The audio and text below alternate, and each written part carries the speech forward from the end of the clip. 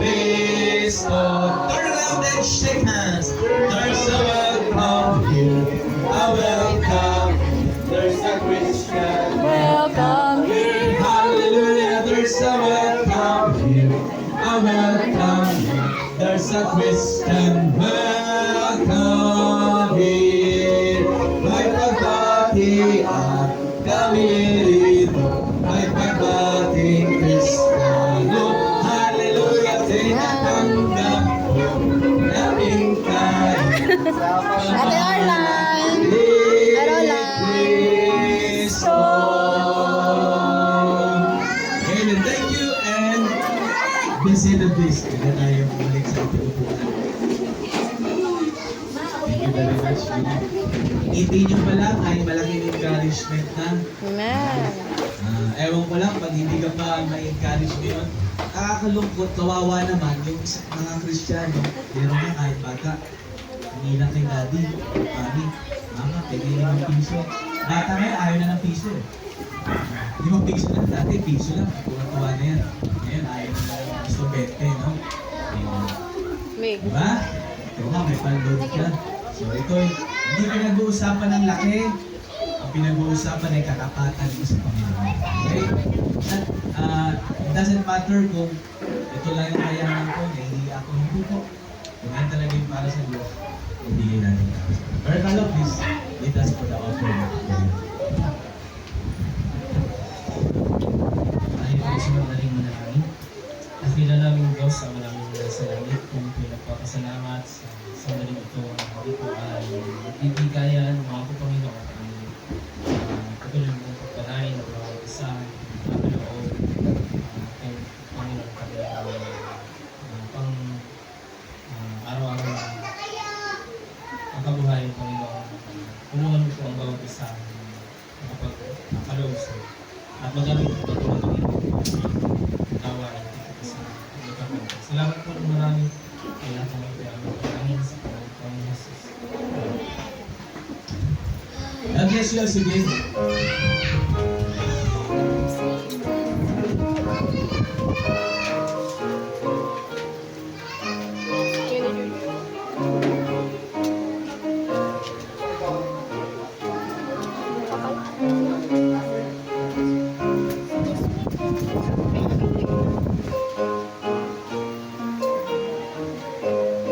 FM radio, Bluetooth connected.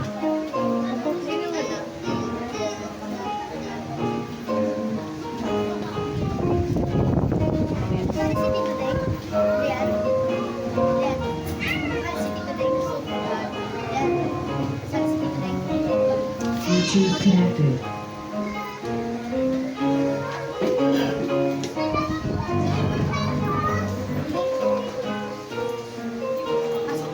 Share tayo.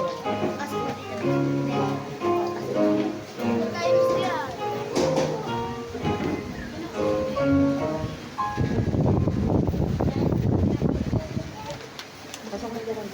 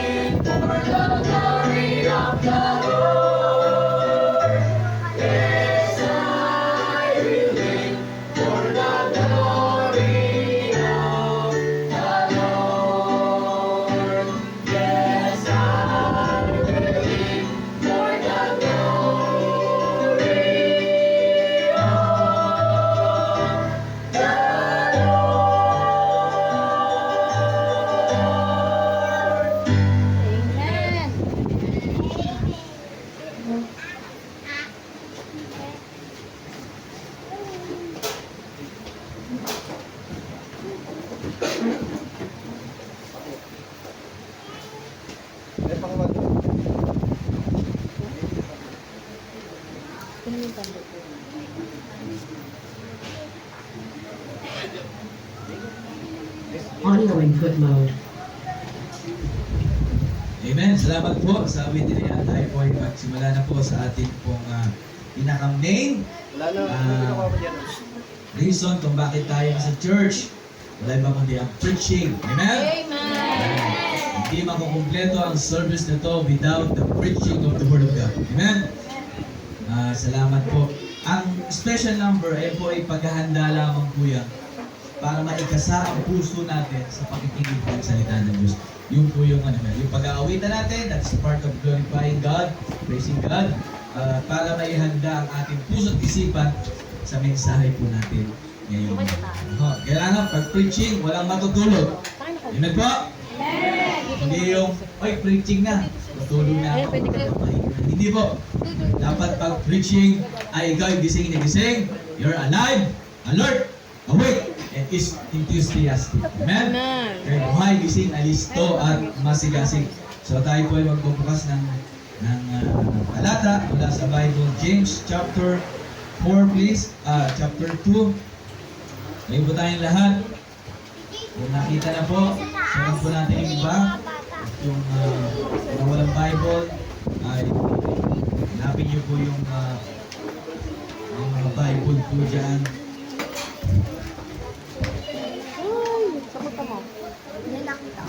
Ayun, I'm sorry. James chapter 4. James chapter 4. Tama pala. James chapter 4. Verse number... Basahin natin yung verse number 13. 13 until verse number 14. Okay? Sabay-sabay po natin itong basahin. Kung nakita na po, please say amen. Wala pa. Hanapin nyo, aantayin namin kayo. James chapter 4, verse 13 to 14. Lahat po ay babasa. Dito po ay laging po sinasabi ay open ang Bible dito. Bawal dito ang closed Bible. Kung sa iba, bawal ang Bible, dito sa atin pwede. James chapter 4, verse 13 to 14. Sabay-sabay natin basahin. Everybody, read. Go to now, ye that say, today or tomorrow, we will go into such a city and continue there a year and buy and sell and get gain. Whereas, ye know not what shall be on the morrow. For what is your life? It is even a vapor that appeareth for a little time and then vanisheth away. So, ating pong pag-uusapan is, ang mensahe pa natin is the shortness of our life. The shortness of our life. Tayo po ay binigyan tayo ng idea ng salita ng Diyos kung ano ang buhay. Kung ano ang buhay. At marami pong sinabi dito kung gaano kaiksi ang buhay ng isang tao. Tayo po ay mananalangin ng Diyos, marami pong salamat. Ang agang ito bigyan mo sa amin. Thank you, Lord. Sa mga blessings sa ating paglalanggan. Kailangan niyo po ang mensahe po ngayong umaga. Ito po ay naging hamon po sa bawat isa. Makita po ang kahalagahan, ano ba ang dahilan kung bakit kami nabubuhay. Ma-realize namin ito yung naiksinan. At sa mga araw at taon na pagkakalob niyo sa amin ay hindi po mawala ng kamuluhan. Ang aming buhay. Ito ay patotoo. Ang bawat mga lingkod nyo naman ginamit po. Salamat po sa bagang ito. Bless po ang mensahe ng wisdom. Wala po ang gagawa sa aming sarili. Kayo po ang siyang mag-usap sa kanalit. Kung kami dalangin sa pangalan ni Jesus. Amen. Thank you and visit the place. The shortness of our life. The Bible compare our life in many things. No? Ang salita ng Diyos ay nagbigay ng mga example o kinompare niya ang buhay ng isang tao sa maraming bagay. At isa ay mamaya pag-uusapan po natin. Isa sa mga kinumpara ng Biblia ayon sa binasa po natin dito sa James chapter 4 verse 14. Whereas, as you know not, what shall be on the morrow. For what is your life? It is even a vapor that appeareth for all a little time and vanisheth away. No? So, ma-realize natin how short our life is. Kagaya ng isang singaw na mamaya, pag ikaw'y nagsaing, ay merong steam o merong singaw na lalabas diyan. Pero makikita mo, maya-maya, wala na. Ganun po, kinompare ng Biblia ang buhay ng isang tao. Na kung saan makikita natin how important it is for us to the number of our days. Makikita natin sa bawat araw na lilipas, sa bawat taon na ibibigay sa atin ng Panginoon, ay makita natin yan ay maiksi lang. Napakaiksi ng buhay ng isang tao. Kaya nga po, maintindihan natin sa bawat ginagawa natin ay siguraduhin natin na kasama natin ang Panginoon sa ating buhay. Malungkot o masaya ang buhay kung wala sa piling o na hindi kasama ang Panginoon. Pero masaya ang buhay na alam mong meron kang Diyos, ika'y nakapaglilingkod sa Panginoon, nakakapagbigay ka ng sakripisyo para sa Panginoon. Yan po ang mga tunay at pinagpalang buhay na binigay sa tandaan natin, no? Ang buhay natin ay kagaya ng isang bulaklak. Tinanim mo, nalagaan, tapos pag sumibol yan, no? Balang araw, darating panahon, mapipigtal ang mga bulaklak niya, at tapos mabubulok. At ang bulok na bulaklak, anong ginagawa? Pinuputol, then tatapon.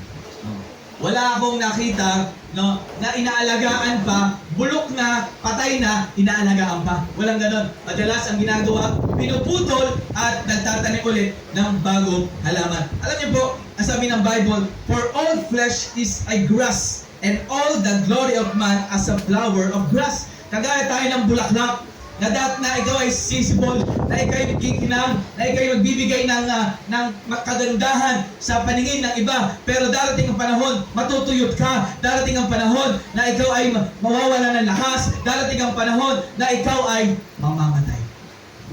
Kaya nga hindi habang panahon kayo mga kabataan malakas. Darating ang panahon, ikaw ay tatanda, ikaw ay manghihina, ikaw ay magkakasakit. Kaya nga, ang buhay po natin ay dapat hindi natin sinasayang. Ang nagbigay ng buhay natin, wala iba kundi ang Panginoon. Kaya nga binigyan ng buhay upang maging kapaki-pakinabang.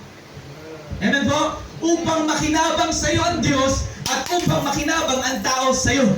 Tama po ba? So, hindi ka nilikha ng Diyos para maging palamuti, para maging magpaganda lamang o magpapogi sa mundong ito. Kaya ka nilikha ng Diyos upang magamit ng Panginoon. Amen. Sapagkat makikita natin ang buhay. Sabi ko nga, life is short. Lagi natin sinasabi, maiksi lang ang buhay. Doon sa aking mga binabol sa diyan, maiksi lang ang buhay. Wala nakakalam kung hanggang kailan tayo sa mundong ito. Pwedeng mamaya, pwedeng bukas, pwedeng susunod na araw, tayo'y mamatay. Walang nakakalam. Ang dahil ang kamatayan, traitor, hindi yan nagpapaalam, hindi yan nagsasabi, oh, 1 taong ka na lang, oh, 20 taong ka na lang. Hindi mo alam. Meron mga tao na talagang pilit na nagpapalakas sa kanilang katawan, pero pag oras mo na. Hindi mo kaya. It is unpredictable. And it is unavoidable. Hindi mo kayang i-predict at hindi mo kayang pigilan. Pag dumating ang kamatayan, ibig sabihin nun, tapos na ang layunin mo din sa mundo. Kaya nga, yung iba sabi, dapat, ang isa, nasa huli ang pagsisisi, dapat pala, ako ay nag-ayos na ako ng buhay. Sayang ang buhay. Kaya nga nasa huli ang pagsisisi. Pero kayo habang may pagkakataon pa at naririnig mo pa ang salita ng Diyos at na ikaw ay nakaupo dyan at napapakinggan mo ng libre at malaya ang salita ng Diyos, is about time na i-treasure natin ang ating buhay na kasama ang Panginoon. Sayang ang buhay kung mamamatay din lang na wala sa Panginoon. Sayang ang buhay kung wala kang ginawa para sa Panginoon. Sayang ang buhay kung ibang tao at ang diablo lang ang nakinabang. Dahil kung tutuusin, ang Diyos ang nagbigay sa iyo niyan, dapat siya ang makinabang sa iyo. Kailan ka pa maglilingkod sa Panginoon? Kapag may sakit ka na, kapag hindi mo na kaya, doon, tulungan mo ko, ito maglilingkod na ako. Ay, kaya hindi ka magagamit ng Panginoon. Kaya habang ikaw ay merong lakas, alagaan natin ang ating katawan. Huwag mong abusuhin. Dahil balang araw maniningil ang katawan natin. Hindi mo lang pa nararamdaman sa panahon ngayon. Marahil tatawa-tawa tayo. Wala yan, malakas ako eh. Pero tandaan mo, sa bawat ginagawa natin sa ating katawan, merong kabayaran. Merong kabayaran yan. Hindi mo man nararamdaman, 20 ka pa lang, 30 ka pa lang, pero lahat ng ini-intake mo dito ay balang araw, sisingilin ka yan at sasabihin mo, dapat pala, nung una pa lang, dinisiplina ako ng aking katawan. Dahil paano gagamitin ng Diyos ang may sakit? Paano gagamitin ng Diyos ang may hindi tabagan wala na naghihingalo na hindi niya magagamit ng Panginoon habang ikaw ay walang sakit, habang ikaw ay malakas pa, habang ikaw ay pwede kang magamit ng Panginoon sa kanyang gawain. Silang ang buhay, wag nating sayangin. Because number one, our days on earth are few. Kagaya ng isang singaw, maiksi lang. Pag sabi few, kaunti, maiksi, karampot. Kala natin mahaba ang buhay. Sabi na, mabubuhay ako ng mahaba. Hindi mo alam kung kailan. Yung bukas nga, hindi natin alam kung ano mangyayari. Di ba? Yung mamaya nga, mamaya tanghali, mamaya hapon, hindi natin alam kung ano ang mangyayari. Marahil may nakaprogram ka na, meron nakaplano na, ito ang mangyayari mamaya. Pero pag hindi niloob ng Panginoon, hindi mangyayari. Naranasan niyo na ba yun? No? Nakaplano na? Di ba? Gumising ka na ng alas 3, outing na. Di ba? Magsuswimming na. Gigising alas 3, tapos hindi natuloy. Di ba? May mga ganong pangyayari. Naka-ready ka na, nakagaya ka na. Ito na ang aking nakabihis na ako, nakakurbata. Tapos may tatawag, pasensya na, hindi ako sasama. May mga ganong bagay, ini-expect mo na kasama dapat ang lahat. Pero biglang, sabi, hindi na pala. Dahil wala naman nakakaalam kung anong pwedeng mangyari. Tama po ba? At kapag kung ano yun nangyari, yun ang kalooban ng Panginoon. Kaya nga sa buhay natin ngayon, huwag natin sasayangin. Dahil maiksi lang ang buhay. Maiksi lang. Kagaya ng isang hangin na dadaan, tapos maya-maya, mawawala na. Ganun ang buhay. The question is, gaano mo pinapahalagahan ang buhay mo? At kanino mo yan inilalaan yung buhay na yan? Yung hininga, no? Yung mata, yung bibig, yung ilong, yung buhay natin, kanino yan mo inilalaan? Para kanino yan? So, dapat po mga kapatid, maintindihan natin, ito'y binigay ng Panginoon, maiksi lang ang buhay, hindi ko sasayangin ang buhay na ito, ito'y papagamit ko sa Panginoon para maging pakinabang ang aking buhay. Kaya tinanong ko nung mga lahat ng nakaraan ng Bible study ko, ikaw ba, nagiging pakinabang ka ba sa iyong Panginoon? Ikaw ba, napapakinabangan ka ba kung ikaw'y anak, naasahan ka ba ng iyong mga magulang? At ikaw naman, nanay at tatay, ikaw pa rin ba ay napapakinabangan din ba ng iyong mga anak? Kaya nga napakahalaga, no, ay ang buhay natin ay huwag natin sasayangin. Sapagkat maiksi lang, hindi natin alam, baka mamaya bukas mawala tayo sa mundong ito. Pero bago man dumating yon, ay alam mo sa sarili mo na meron kang ginawa para sa Panginoon. Darating din naman ang panahon, huwag natin sasayangin. Kaya tanong ko kayo mga kabataan, no, bakit kayo laging puyat? Saan mo nilalaan ang buhay mo, ang oras mo, kanino na para saan yan? Bakit ka laging puyat? Kaya pagdating ng simba ng church, inaantok. Bakit? Saan mo binigay yung lakas mo? Na supposedly, dapat yung lakas na yan ay para sa Panginoon at inaasahan ng Panginoon na ibibigay mo yan para sa Kanya. Pero saan mo nilaan? Saan mo binigay? Nakakalungkot. Yan yung mga sayang na buhay. Pero lahat ng ginagawa natin para sa Panginoon, gumising ka ng maaga, nagluto ka, no, nanundo ka, nagbihis ka, umupo ka dyan, nakinig ka, nagpuri ka, lahat yan, hindi mawawala ng kabuluhan, nakarecord sa langit yan. Lahat ng ginagawa natin, yung offering mo na ibinigay mo sa Panginoon, nakarecord yan sa Bible, hindi yan mawawala ng kabuluhan. At balang araw, aanihin natin yan. Sayang ang buhay. Alam mong linggo, wala ka sa church. Sayang ang buhay. Alam mong may bigayan, wala ka na ibigay. Sayang ang buhay. Alam mo may pagkakataon, pwede kang magamit ng Panginoon. Subalit, hindi mo binigay ang para sa Diyos. Yun ang sayang ng buhay. Tandaan natin, our days on earth are few. Number 2, our days on earth are falling. Pabagsak. Pabagsak ng pabagsak ang mundo ito. Pabagsak ng pabagsak ang bansang ito at pabagsak ng pabagsak ang ating buhay. Kagaya ng inano po natin kanina, like a fading flower, no? Na kung saan di-describe, ang una, ang flower ay sweet. Sweet po yan. So unang tingin pag bagong sibol ang bulaklak, wow, ang sweet. Pero dating ang panahon ay hindi ka na magiging sweet. Ikaw ay magiging bitter na. Dati ikaw, kabataan, todo paayos ka, todo paganda. Hindi ko kina-question ang pagpaayos na. Pero kung yan ang focus mo lang, kung bakit ka nabubuhay, ay yan ay mawawala ng kabuluhan, matutuyot din yan. Kaya hindi tayo dito, alam niyo po yan, wala ditong fashion show, no? Lahat tayo ay para malulhati ang Panginoon. Sometimes, dati sweet ka, pero ngayon, hindi na. Dati mabango ka, ngayon, hindi na mabango. Pag napawisan na, may ibang amoy na. Dati beauty, ngayon hindi na beauty. No? Tandaan natin, kaya kayo po, huwag kayong titingin sa panlabas na anyo. Pogi basta pogi, pasensya. Alis ako sa church, pogi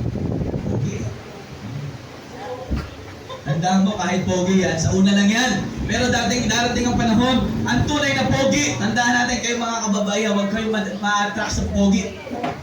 No? Hindi lang yan ang lalaki sa mundong ito. Pipili tayo, kung kayo ay hanap din ng lifetime partner, hindi lang basta pogi. Amen po? Dapat sito na naglilingkod sa Panginoon, may takot sa Diyos, at merong panahon sa Diyos. Hindi lang basta pogi, kasi dati kahit pogi yan, no? Kung yan naman ay unsaved, no? Hindi ang pogi sa harapan ng Panginoon. Ang totoong pogi, yung mga naglilingkod sa Panginoon. Kung tingnan yung palabas, sa una lang yan, kala mo ay okay, pero parang araw, nagsisisi ka. No? Beauty, colorful, makulay ang buhay. Ano natin, kapangunguhaan ka niyan. Sabihin ni Diyos pa, gagawin ko ang lahat, makuha ka lang. Kahit bituin, susungkitin ko. Ito, kahit bituin, susungkitin ko, makuha ka lamang. Tandaan natin, kulay, pero darating ang panahon, lahat yan, it is cutting down, mapuputol, mawawala, malalanta, matutuyot. Pero ang buhay na nagpapagamit sa Diyos, kailanman, yan po ay mag-shine, siya po ay magiging colorful, magiging makulay ang buhay. May kulay ang buhay. Number 3, our days on earth is folly. Ano yung folly? Number 1, our days on earth are few. Our days on earth are falling. Our days on earth are folly. Folly means weak, inconsistent, like a shadow. There is none abiding man. Life is very short compared to eternity. Diba? So, parang isang anino na mamaya ay hindi mo na makikita. Ang anino, nagre-reflect lamang yan kapag may liwanag.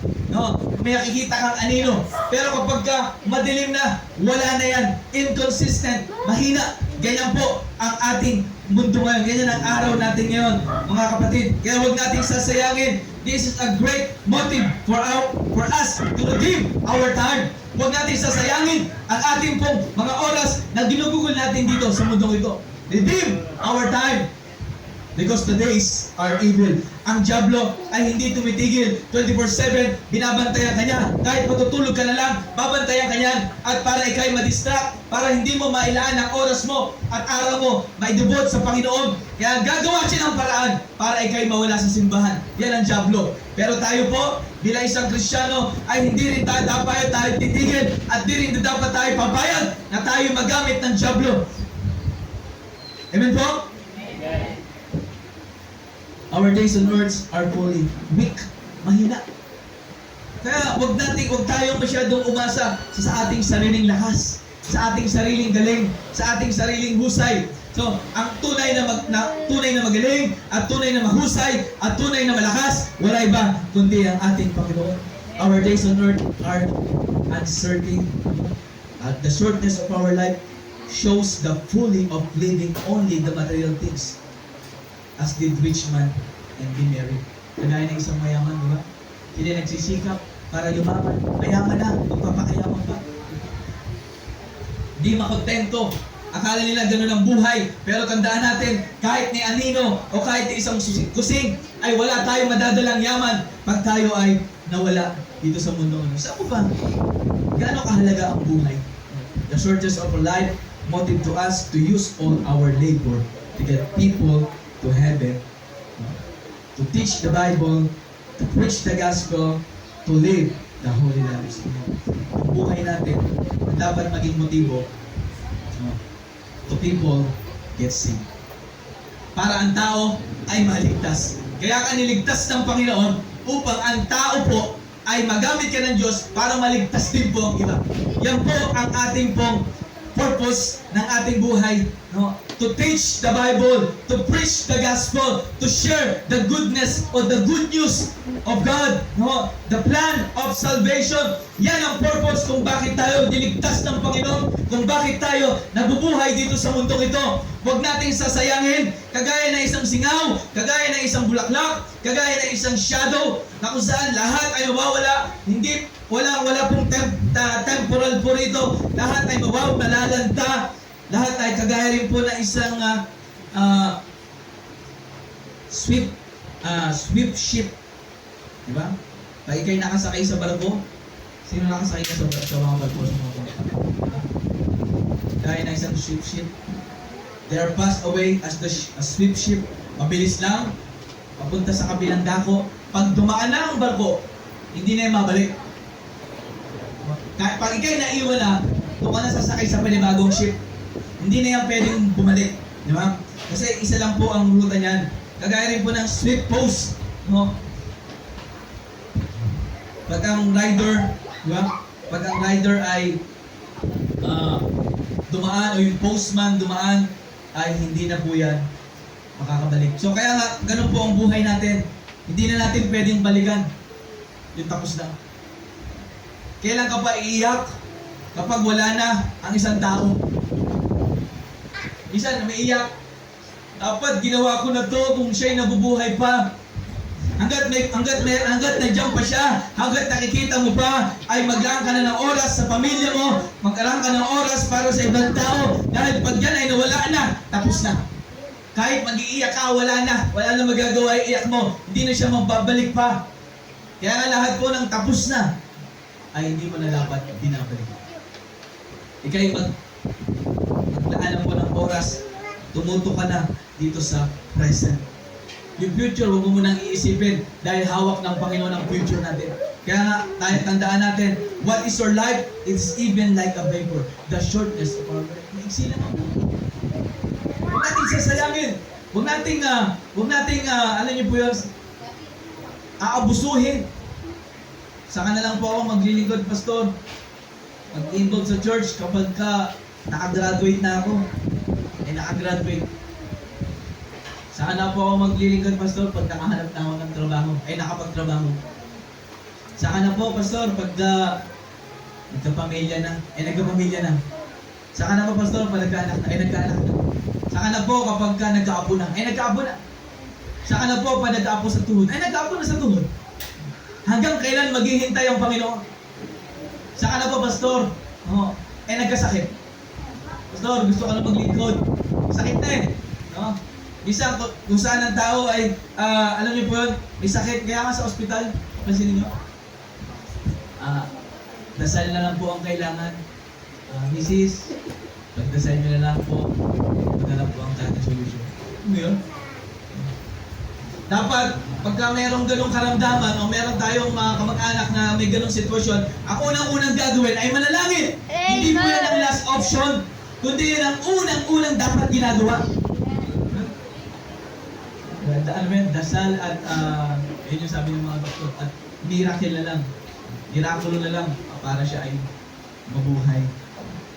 Tandaan natin, iksi lang ang buhay ko natin sa sarili. Hindi natin alam kung hanggang kailan ang buhay ng isang tao. Hindi natin alam kung hanggang kailan tayo sa mundo ito. At habang nandito ka, serve the Lord. Stay faithful to the Lord. Maglingkod ka sa Panginoon. Lahat ng pwede mo magawa para sa Panginoon, gawin mo. Hindi na yung parang bang Uutusan pa ako, hindi, ikaw ay magkaroon ng kusa. Anong pwede kong magawa, pastor? Tutulong ako. Anong pwede kong tutulong ako. Kung anong pwede kong mai-serve para sa Panginoon. Maglilingkod ako sa Panginoon. Dapat ganyan ang ating motibo. Ganyan ang ating pong purpose sa ating buhay. Huwag natin sasayangin. Huwag tayong parang paisi-isi lang. Easy goal lang. Akala natin, kaya ka nabubuhay para lang sa sarili mo. Hindi. Para sa ibang tao. Kaya kay Kristiyano, kaya tayo nabubuhay para sa ibang tao. Upang makinabang sila sa Panginoon. Hindi yung sakit ka sa ulo ng pamilya mo. Yung batang ito sakit sa ulo. Wala ito dito. Wala ang bakit ganun. Sabi ko nga, example ko nung last, ito na ako matatapos, yung mawawala tayo sa mundo ito. Basta pa, ang mga pinag-uusapan niyo, puro pawala. Hindi po, that is the reality of life.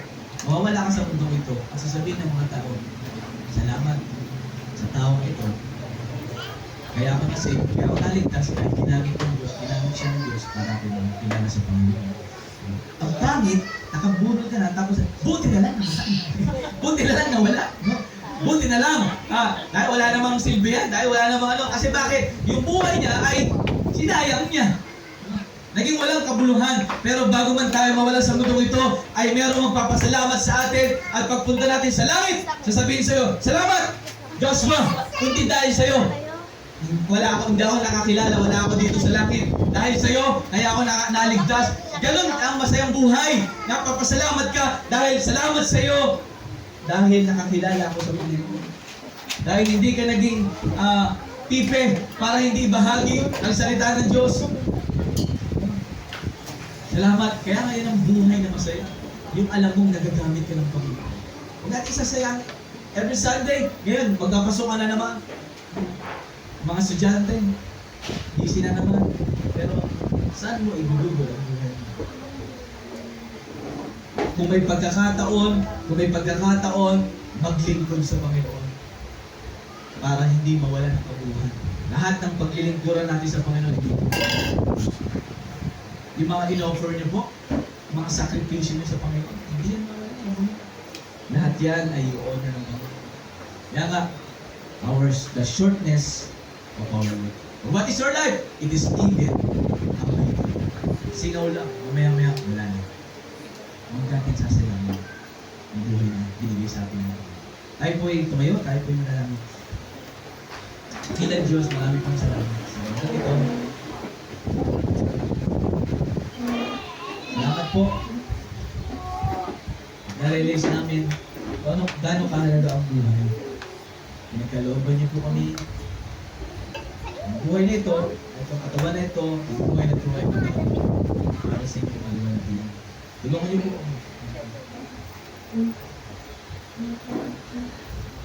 Maging kagamit-gamit sa inyong gawain. May lahat ng aming mga gagawin ay hindi po mawala ng pagpipig. God spoke to your heart. Commit natin yung sarili natin, Lord, sa buhay na ito. Hindi ko sasayangin. Bakit ganito sa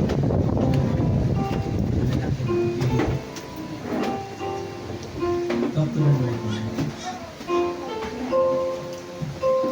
Lord, kung ako'y nabubuhay, Diyos me, gusto kong maglingkod sa iyo. Gusto kong bigay ang oras para sa iyo. Para makinabang ng ibang tao at sila'y maligtas din. There's a reason kung bakit tayo po ay nabubuhay pa dito sa mundong ito. Upang magliwanag sa ibang mga tao.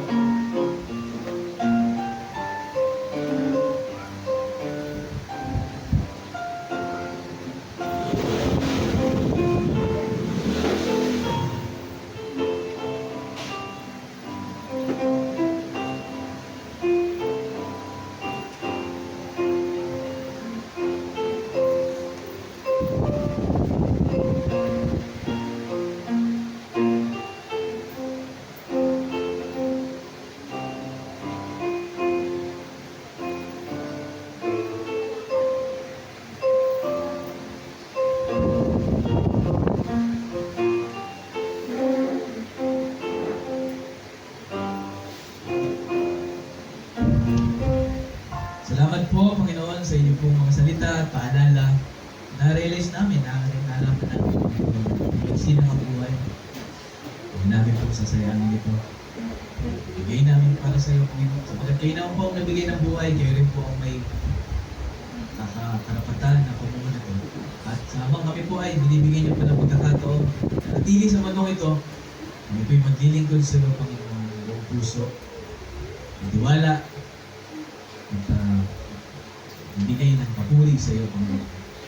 Mahal po namin kayo, salamat sa mga langin, lumapit sa iyo kayo, ang mga puso ng bawat isa. Kasi niyo po kami spiritual, maging faithful sa iyo, Panginoon.